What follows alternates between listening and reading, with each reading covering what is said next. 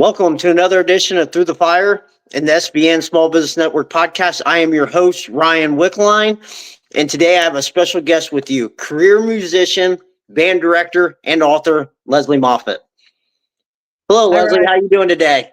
I'm good. How are you? I'm doing great. So why don't you tell us a little bit about yourself?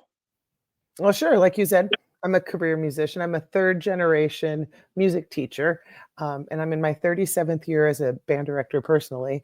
And I have had the privilege of having a job I absolutely love and adore, where I get to work with musicians, work with children, convince them to play into pieces of metal and stuff like that, and to do hard things and to do it when it gets tough, and then to have these awesome rewards at the end. And I love doing that. I love teaching music, taking kids out, performing music, and just it's been my whole life. And I write about it, I talk about it. I'm just a huge nerd about being a band teacher and doing it in a sustainable way. So what instrument did you play growing up? Well, I started on the piano, but when we got to pick our band instruments, I wanted to play the clarinet until I got to the band the first day, and there was a boy that played the trombone, and he was so cute. I wanted to sit by him, so I played the trombone so I could sit by Jeff. So do you play all those instruments still, or? Well, I had to test proficient in them in college in the 1980s. And when I teach kids, I've got to be able to pick up an instrument and demonstrate for kids what it should look like and sound like. So I play some better than others. I can keep up with my sixth graders. So what inspired you to become a band director? Well, my grandma was a music teacher. My dad was a high school band director in the community where we lived. And so it was, this was in the 70s when I was growing up. And so life revolved around the high school. We'd go to the basketball games and I'd go with my dad and sit with the band, and the band kids were my babysitters, and the band trips our family went on, and I loved it. I loved being at the school around all the students and the music. And then when I was a student in high school, I was in my dad's band. He was my teacher. And it was just amazing to me. And I'm like, this is what I'm going to do. And I'm going to be my own kids' teacher. And that's what I ended up doing. I live in the community where I serve, just like when I was growing up, my dad served in the community where we lived. And it just created like a family, extended family with all these music people that you do lots of class with, obviously, but then trips and traveling and concerts and events. And it's an amazing life. That's so awesome. I said I can kind of relate to that. Like growing up, like I think that's why I got into wrestling so much, and the athletic side was going to traveling and watching my brothers compete and everything. It just made you want to follow in their footsteps. Yep. So what was the most rewarding part of being a band director? Having my own children in the program gave me a really unique experience. So I taught high school band for most of my career until just recently. And at the high school where I taught, where my children went, my kids are 4 years apart. So that meant I had one kid for 4 years, the next one for 4 years, and the next one for 4 years. And so I not only had my own children there, but I got to know my students in a different way because they were my kids as friends. And so, and building relationships with the families. And so we'd go and perform at Disneyland or Carnegie Hall in New York or on Royal Caribbean cruise ships. And it was not only the band that would go, but like the families would be part of it. There was just so much more than just teaching class every day. And so that it's been the relationships I built over all these years. And I had kids, they're now in their 40s and stuff, that came over that I had 30 some years ago when I first started teaching, that came to my house this summer, and we had a big reunion. And their kids are out of high school at this point, and alike. And it's just incredible to build relationships like that last a lifetime. Yeah, that is such a rewarding experience. Like seeing like how the kids evolve and grow, and just to know that you had a part in that. I mean, it's just I think that's one of my favorite parts about coaching was watching the kids evolve. Yeah, they come in like just scared to death, or like they're the little sixth graders or the freshmen, wherever they start, and the eyes are big. And then by this time they're done with you after several years, you see that they've grown up, they become the leaders, and it's just so rewarding. Yeah. So now what was the most challenging thing that you had to face as a band director? I loved my job, but it was killing me. And literally because I became obsessed with it, and I took the program from fewer than 100 kids to more than 300 kids. And all of a sudden I had 300 students a day I was responsible for. Plus I gave birth to and raised my own 3 children. And I hit a point where my body was falling apart. About 7 or 8, 10 years ago, I was a hot mess, about 75 pounds heavier than I am now, which meant all my joints hurt all the time. I had 14 major surgeries. Was on a dozen different pills for pain and sleeping and anxiety and depression and ADHD and all this stuff. And I was just a walking toxic pharmaceutical thing. And I still felt like crap all the time. And I just had it. I was like, I can't make another decision. I can't be responsible for other people because I feel like crap all the time. And my best friend, Lori, was a choir teacher at another high school in our district. And she was diagnosed with stage 4 ovarian cancer. And we would sit at her chemo appointments. I'd go with her sometimes with laptops and do our work while she was getting chemo for cancer and while I was really sick.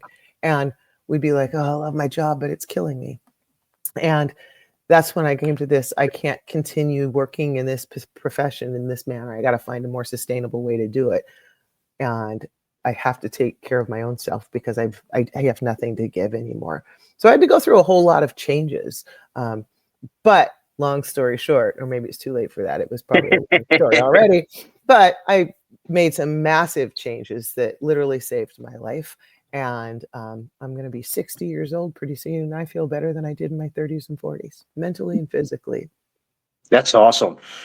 So how important was personal development mindset in overcoming burnout and stress that you face? It's all mindset stuff. As a music teacher, we have to teach kids to do really hard things. And it's a long process and it's not instant gratification. And it was the same thing here when I had to make some choices. Or changes. First of all, I had to identify what's going wrong. And then what can I do to change it? And then I had to look at different alternatives because the things I'd been doing weren't working. Going to my regular doctor who just kept writing more prescriptions wasn't working anymore. And so I made some changes. I started doing some different things, saw a naturopath, started to come off all the pills and everything, changed how I ate because I learned that my body doesn't process certain foods certain ways. Well, that was hard too. Being sick was hard, but so was getting healthy. And so I had to pick my hard. But the mindset I had to have is both are hard, but there's a better outcome with one than there is the other. And now that what was hard are now habits that I can't imagine not having anymore. I mean, I don't want to feel like crap. I might want to eat a whole loaf of bread, but I don't want to feel like crap. So I'm not tempted anymore. And my body, if I ate it now, it would feel really gross. But there are certain things I just found that my body can't process. And it's different for people. I didn't write my book and say, look, here's what I did. So do the same thing. My first book especially is about identify, it's like these quizzes. How do you feel when you do these things and blah, blah, blah. So you can figure out what are your things. What are your goals you want? And then I teach people the mindset. How do you change habits? How do you create new habits? How do you get so that the hard thing becomes a new easy habit that you don't think about? And so what is one of those habits you would recommend, one of the best habits you'd recommend for somebody wanting to change their mindset? You got to pay attention to what you're doing. And I used to not understand, mindfulness. Oh, this is this woo-woo stuff. No, it means paying attention to what you're doing. So I'll use a band example because I'm a band teacher. When my students are practicing and we're getting ready for a concert, I am mindful of what they're playing. So I can hear it and I say, hey, that's not right. Let's fix it. I have to pay attention. And then I know what's not right. How do I fix it? If they, and get them through the process. So then I listen again and then it's better and we move on. And it's sort of like that when we're doing things, being mindful of what am I eating? Not even changing it or anything. Just what am I eating in a given day? Do we even notice, or do we just put stuff in our mouths all the time without noticing it?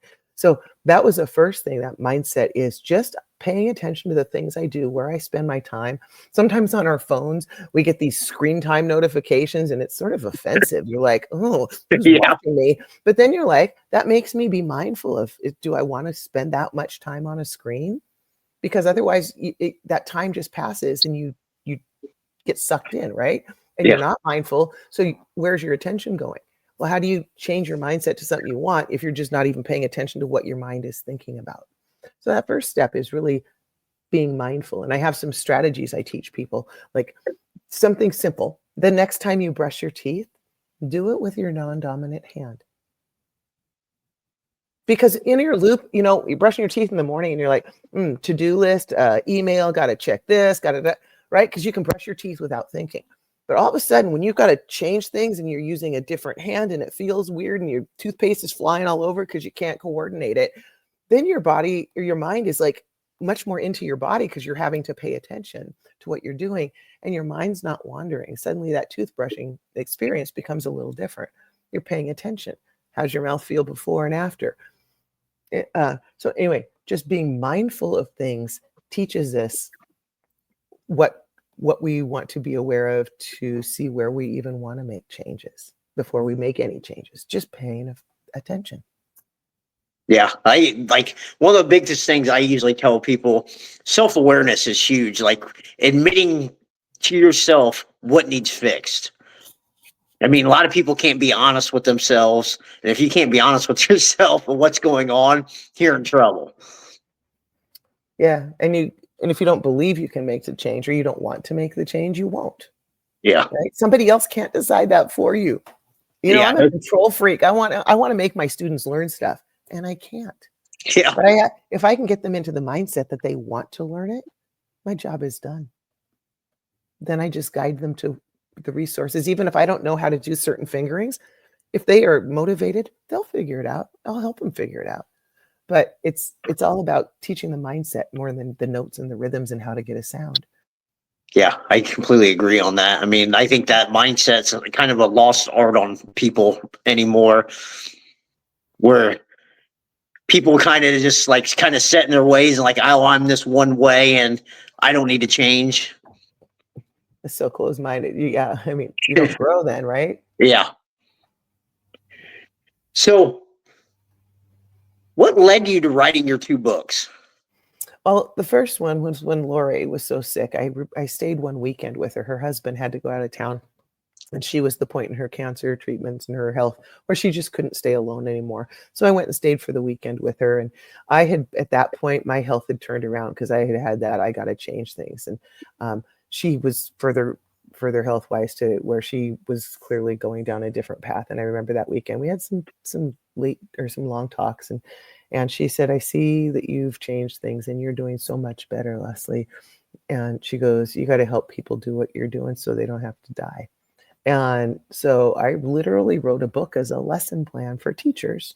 It works for anybody who's burning out and has not got a healthy work-life balance, but to go do self-assessments and to find the path and the things that will help them set their own goals and then figure out how to reach the goals and do it in a, small chunk way. Because if you try to change everything overnight, you fail.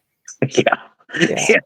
That was one thing that I figured out when I was making a lot of changes. You have to focus on 1 or 2 things at a time. Yeah. Well, when I lost 75 pounds, and then as a music conductor, I would conduct the band, and sometimes the skin under the loose skin on my arm would jiggle, and I hated that. I was like, oh no, I hate this now. And so I decided I needed to buff up my arms. And the only way to do that I knew was through push-ups, but I have no upper body strength. So I was like, how am I going to do push-ups? This is going to suck. So on April 1st, this was many years ago now, April 1st of one year, I did 1 push-up, and it was really hard for me. And then the second day of April, I did 2 push-ups, and they were both pretty hard. Each day I added a push-up.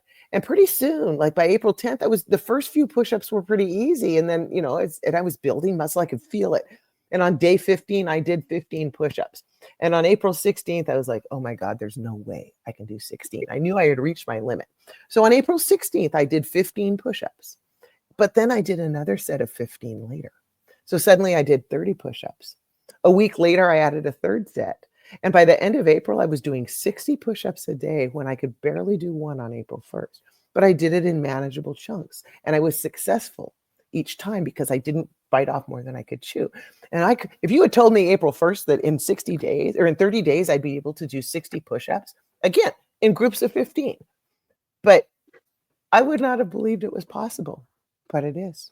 So it's breaking things down into what you can be successful at, and then making the commitment For me, it was, I have an espresso machine. So I make the little shots of coffee, and I have 4 shots of coffee in the morning throughout my whole morning. And so each time one of them is brewing is when I do the push-ups. So I associate, I have it doesn't add to my busyness. Otherwise I'd just be standing there waiting for the coffee. So it didn't add to my already busy schedule. I had a trigger, which was putting the espresso pod in, right? That was my trigger. Oh, it's push-up time. And so it became a habit, easy habit, when I started associating, I'm going to trigger myself intentionally to associate dropping a coffee pod with push-ups.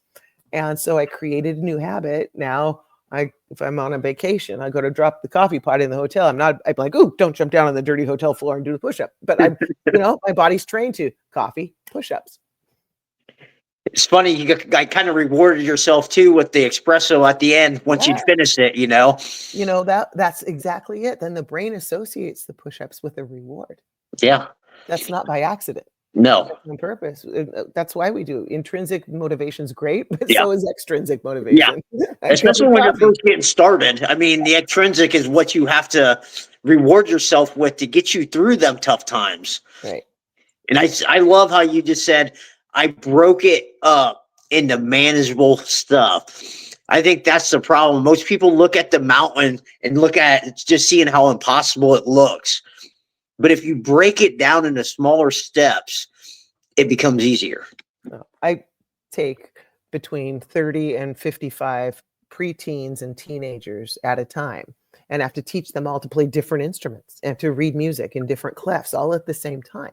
So yeah, if I don't break stuff down into small manageable chunks, it's going to be hell for everyone. Yeah. So that's a teaching technique. And yeah, if you teach long enough, that becomes pretty much a habit. So yeah, I just apply it to myself. If it works with middle schoolers, by golly, it'll work with me. So what were some of the challenges you faced when writing your book? Knowing how to narrow it down. I was like, I'm going to save all the busy women out there, all the people in the world. I have the solution for everybody. And I was really having a hard time figuring out, how do I help people? Because I want to tell everybody everything. So I ended up hiring somebody to help me, because I was like, I'm not figuring this out on my own. And I'm one who's always like, reach out for help if you need it. When I wanted to learn to play instruments, I hired coaches to help me learn to play each of the instruments and the like. And so I hired somebody to help me write a book who had a process. And by following her process, she helped me narrow down, what can I really help people with, and who are the people I can help? And once I got that clarity, 90 days, I had the book done. Because she had a system and it worked. I learned her system. And as a teacher, I stole it then. I'm on book 4 now, and I understand her system well enough that I know how to write these kinds of books. And it's still kind of, there's roadblocks that come up. But learning how, the one that was hardest for me was narrowing it down. She wanted us to be very specific and write to one person, help one person solve a problem instead of the whole world. And you know how hard that is? It really is. But when you do that, and she was right, you actually speak to more people because you're super focused. And it's turned out, I mean, it's proven to be right. So, but finding out, how can I help, and how do I put this in a way that will be beneficial to people?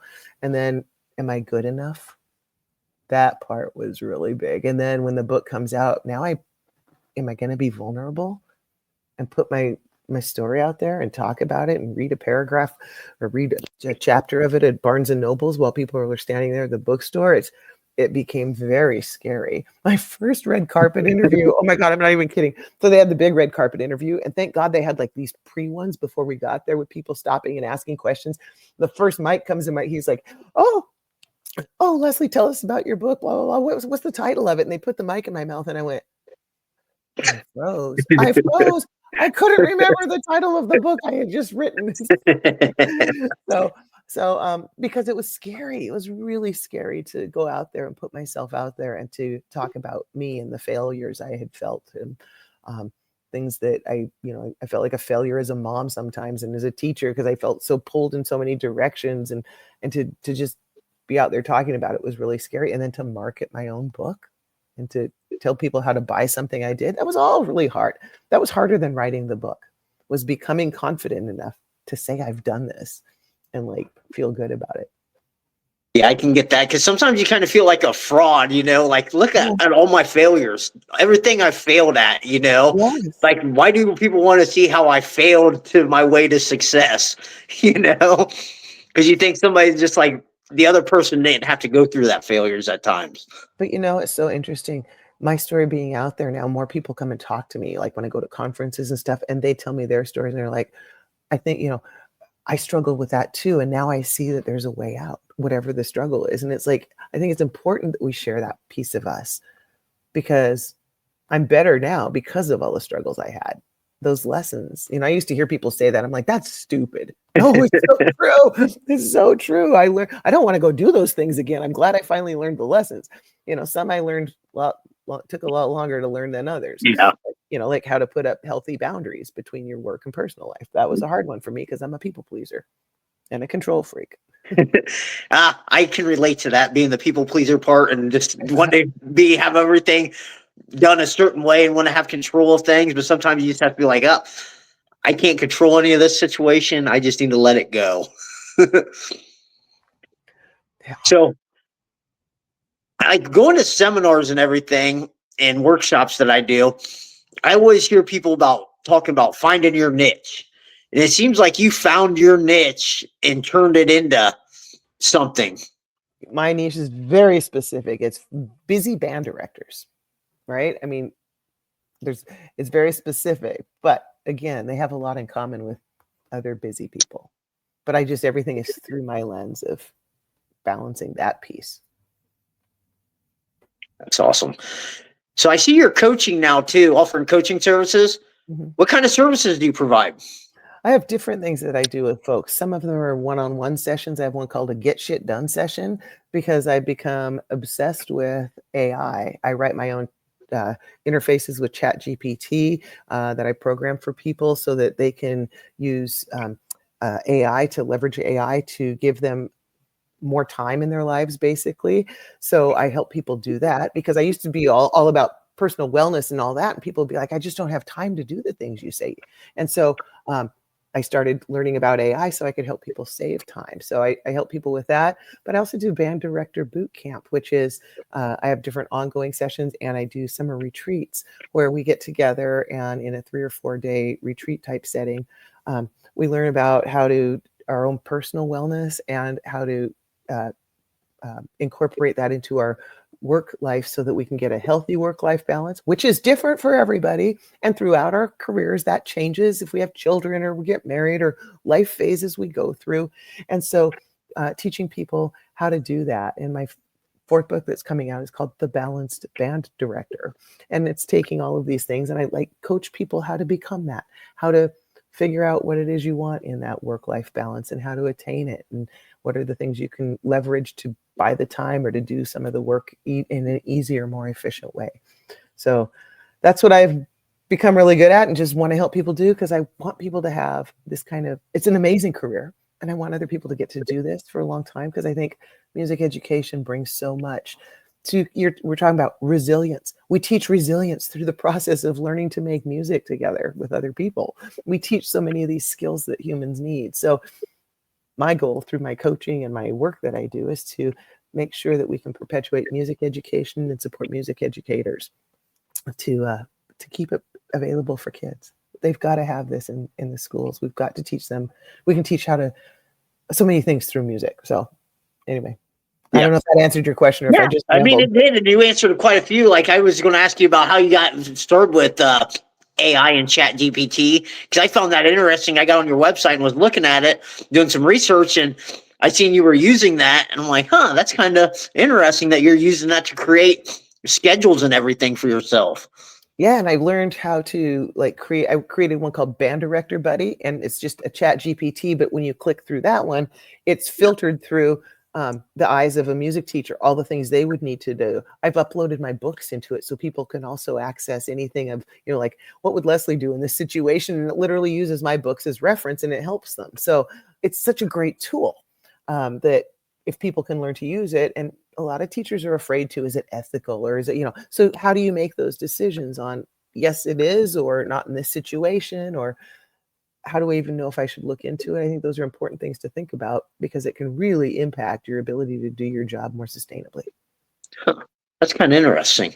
So another topic you hit on was time management and how would you recommend like to people that are struggling with the time management part of like family, work, everything? How would you like maybe give them some advice on how to condense everything so they can get more stuff done?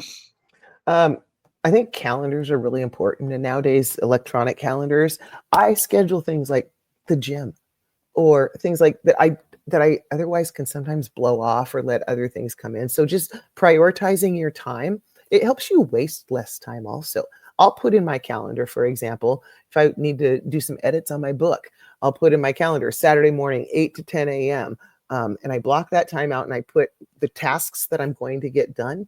I might do that on a Wednesday. And by the time Saturday morning rolls around, what's funny with this is since I've put it in my calendar and made that commitment, it's like your subconscious starts working on it. So when you sit down to do the work, it's so much easier.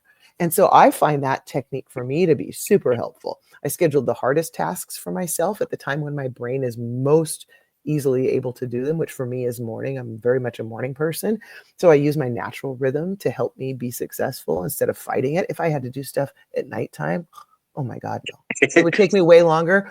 I can't plan lessons at the end of a workday because I'm mentally shot, but I could do it at 5 a.m. easily because that's when I'm there. So knowing yourself well enough to work with your own circadian rhythms, for example, and focus factors. What was your question? About how would you recommend Oh, people for time management?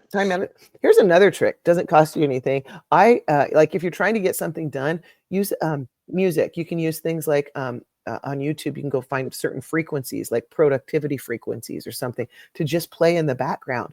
That can help your brain waves get into a certain zone, so that whatever you're doing, you stay more focused. For those people with ADHD, it's a brilliant trick. There's frequencies can help our bodies like be more focused and get more done. The other thing with time management, if people out there use Chat GPT at all, tell it to act as your personal manager to help you with your time management and to ask you whatever questions it has. Literally say, what questions do you have for me so you can help me come up with a weekly schedule? And it will ask you, what times do you work or what do you, blah, blah, blah. It'll ask you specific questions and then it will give you, here's a suggested way for getting your things done this week. And it will chunk out your time for you. It's amazing.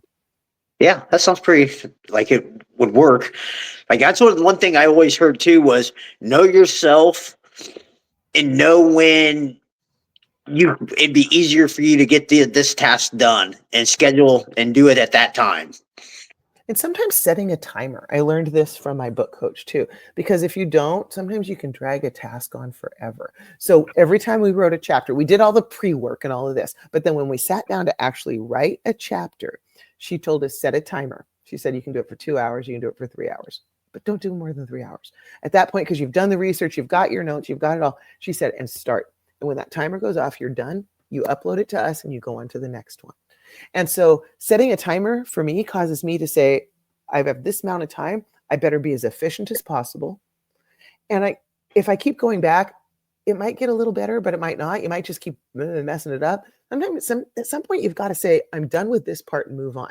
Go back and edit it later, maybe. But whatever task, I'm going to clean the bathroom and I have 20 minutes, set a timer, go. You're going to get more done than if you're just farting around and not, right?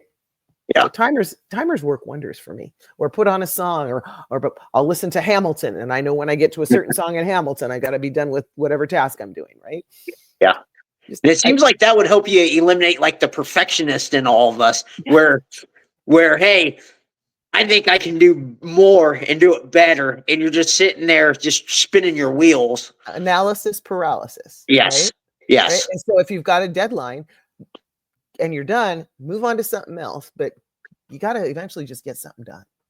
I think that was one of my biggest hurdles I had to learn to overcome at first was it's never going to be exactly perfect in the way you want it, and embrace the imperfections with it.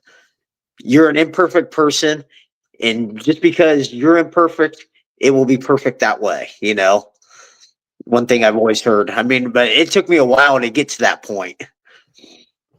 Yeah. So with everything going on in your life, how did you have time to start podcasting? Well, I'm not a perfectionist. Let me tell you that. I decided before I'd written a third book, people were asking, are you going to write a third book? I'm like, well, that's a process. It takes 90, figure out what you're doing, then 90 days for me to write it. Then you got to pitch to publishers, get editors, and it's a long process. Then if you want to help people, they got to know about the books. They got to market it. Then they have to buy the book, read the book, and then maybe it helps them. And that's a lot. But then I was like, what if I did a podcast and like people could just like tune in right away and we could keep it like up to the minute and there's no editing. And so on a Wednesday afternoon, I'm like, I'm going to start a podcast. And I put a thing out. Hey, I'm going to do it about productivity and wellness tips for busy band directors. Who out there can come and be a guest? And I reached out to my band director friends and a bunch of them signed up. So we did these interviews and then I used AI. I took the transcript of every single podcast. I have a prompt that I give AI. I say, write my show notes and find the hashtags that are going to optimize my SEO, blah, blah, blah. And I pop the transcript in there right away. I get my title. I get all my stuff. All my PR can be done all through AI. And if I weren't using AI, I'd still be on the first podcast going, oh, let me listen to it again and write out the show notes. And I would never have released anything. And in less than 2 years, on May 28th, I hit my 100th episode. I will hit my 100th episode in 2 years. Wow, because congratulations. leveraging AI. I mean, and that's one thing I kind of heard from Dr. Eric Thomas, the motivational speaker, was like that ninth mile mentality. Use whatever resources you have. Just use them and don't worry about what you don't have and just use the resources you have because eventually you'll have more stuff will be added to you. Mm-hmm. Yeah. But the more you focus on the things you don't have, you won't get anything done pretty much. Yep. Good advice. So what was one of the biggest hurdles you had to face when you broke into podcasting? I didn't know what the hell I was doing. Oh my God. I was making stuff up as I go. I mean, I still do it just through Zoom and using my wired headphones that came with my computer. But for me, the important part is talking to people who can help band directors by sharing things.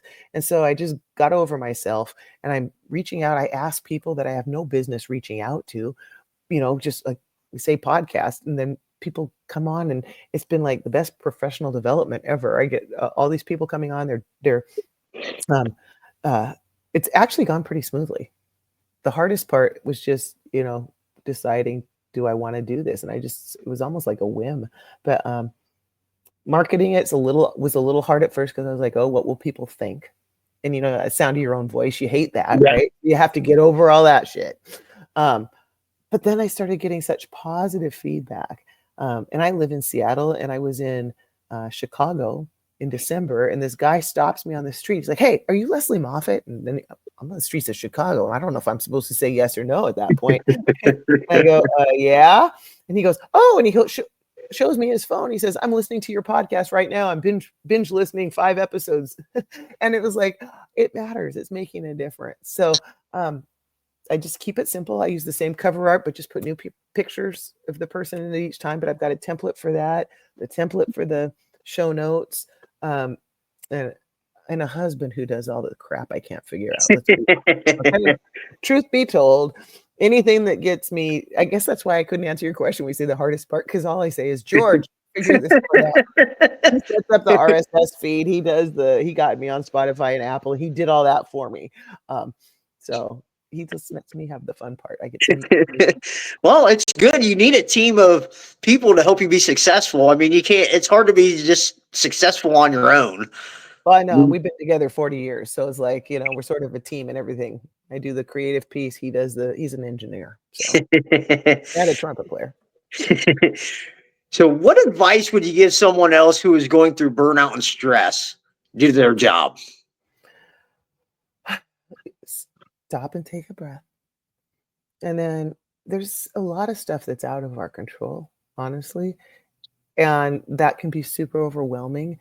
And so for me, I have to, and I coach other people to say, what can you control? What's one thing you could control that could make a difference? Identifying what's the problem right now and one thing you can do, and just taking that one baby step.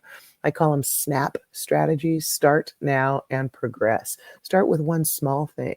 Like I was saying earlier, learn to be mindful of things. That might mean doing things differently so that it forces your brain to act differently, so that you can start to think about what you're doing, just becoming aware. What habits do you have that you don't even aren't even aware you have, that might be not serving you? Just that paying attention and being mindful of yourself. If somebody's even starting that process, like, oh, I need to make change, they've already taken that first step. What's nudging them to say that? Get to the root cause of that. What do you mean when you say that? What is it you're looking for? I do an exercise a couple different ways with people, where we do 1 and 5 years. Write a diary entry as if it's a year from today, as if it's already happened. And we go through that and for some people that's so hard because they don't know what they want necessarily. And here's a process, and it's a process for starting. When I worked with this book coach, all I wanted to do was start writing the book. And she said, you can't start writing your book till you do the flap copy. I'm like, well, what's the flap copy? She said, it's the part on the back that people at the bookstore will pick up and look at so they know what's inside the book. I'm like, well, I'll just write it afterwards. After I write the book, I'd be easy to write the summary. She said, once you know your summary, then you know the steps to take to get there. And so I go through with my clients is we write a flap copy for what, if they were to write a journal for a whole year, what would they want the back of that flap copy to look like in a year? That helps them and that's the hard part. It was harder to write my flap copy than it was to write the book. But once I had a kick-ass flap copy that was clear about what I wanted to teach the reader, I knew exactly what to put in the book. So that's the same process with people. Get crystal clear on where you're going. And it works great. GPS doesn't do you any good if you just open it and go, where am I going? You got to give it a destination. And you have to do that for yourself too. What's your destination? And if you don't know, how do you figure it out? Well, you start looking at, what do I want? What don't I want? What can I control? What are my circumstances? And you start one step at a time, one push-up at a time. So I love that. I love that advice. I mean, especially being a mindset coach myself, just like having people begin with the end in mind. What do you want? I mean, when you can get people to, one question I ask people is, if fear and failure wasn't holding you back, what would you say you wanted? Because a lot of them won't admit to what they truly wanted because they're afraid of the failure part of it. It's like, once you realize that that's going to be a part of it, you just got to go through it. But if that's what you want, go get it. Mm-hmm. And it's hard it's scary when you're dreaming about something because, that unknown or that failure. And that's part of the growth process is allowing yourself to have some of those thoughts, because until you think it and believe it, you're not going to actually get there. If you can't. And so that's that whole process, that mindset of getting in the mindset of, here's what I really do want. How do I believe I can get there? Maybe I can't get there right now, but if I do certain things, I can get there. What are those things I could do to get there? Again, when I'm working with a group of students, we're going to have a concert. Here are the songs we're going to play. So what skills do we need to build? What do you need to do at home? What do we need to do as a group so that when we go out on that stage on January 9th and start to play, we have to know what we're going to do together. So we do that same thing when we're working in groups or with small people. What's our big outcome at the end? If you're coaching wrestling, what does the wrestler need to do? How are you going to, and then how are you going to learn the skills that you need to take the guy down and pin him? And I'm going to sound stupid because I don't know any of the terms, but you know what you want him to do in the end. So you've got to build all those skills. Yeah. We're the same way when we're trying to do personal development for ourselves. Yeah. And that's why I tell everybody, when I start with people, I usually start out with confidence, and they're like, well, why do you start out there? It's like, I have to get them to believe in their head that they can accomplish anything. Before any trials and tribulations and suffering ever takes place, I need them to start believing in themselves, because if not, they're never going to make it. As soon as that first trial hits, they're going to quit it. Right. And people don't work through that often, right? So many people nowadays, I see it in students, a learned helplessness, like, oh, it's hard, I'm done. Yeah. And then I don't get it. Well, why? I wonder why I don't get it. But people have to learn to be resilient work through the hard stuff. It's all hard. I told you, being sick was hard. Missing school was hard, and writing sub plans when I had to be out, and hurting all the time, and taking lots of pills, and all the things that were wrong with me were hard. And it was hard to get healthy, but the life after it's a lot easier. Yeah. Said you get to kind of choose your heart. Yep. Do you want the heart of this or the heart of that? I mean, it's your choice. I mean, it kind of makes it easy in the end. The decision easier, Yep. when you think about that. So how can people get a hold of you? I have a website. They can go to the letter M, the word powered, empowerededucator.com. Or if you want to email me directly, just Lesley, Lesley, @empowerededucator.com.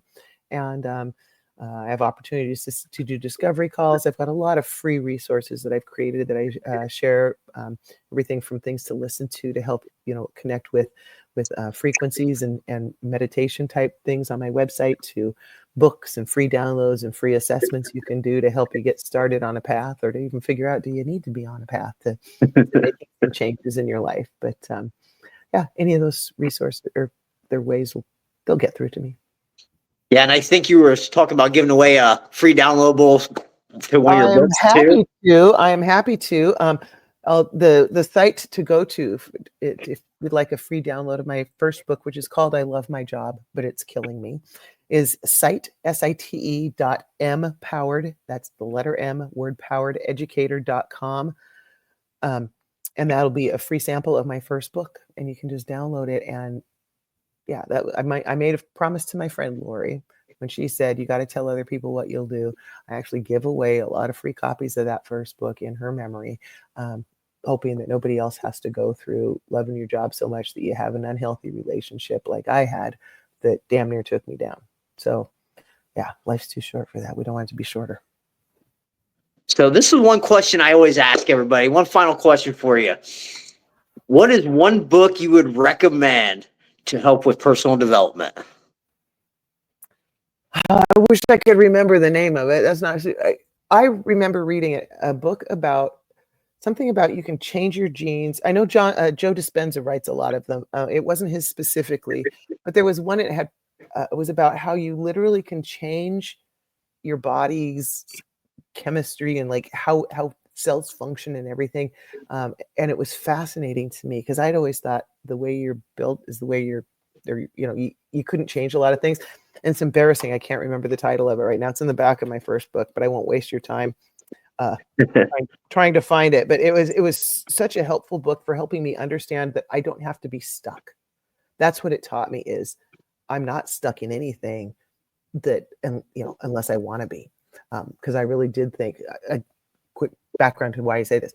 When I was in middle school and high school, I wore a back brace with metal bars and around my shoulders and kept me up.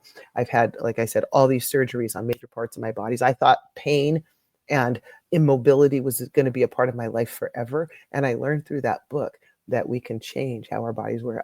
I thought pain was a permanent part of my life, and I'm never in pain anymore. So we can change things. Again, it was through the exercise. It was through the movement I did. It was through the things I did.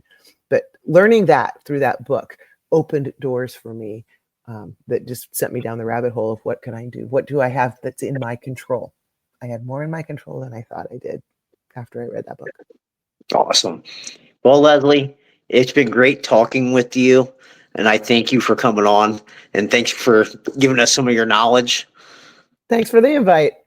Hey, it's been a pleasure. Hey, guys, remember, the only way to get what you want in life is to go through the fire. Peace.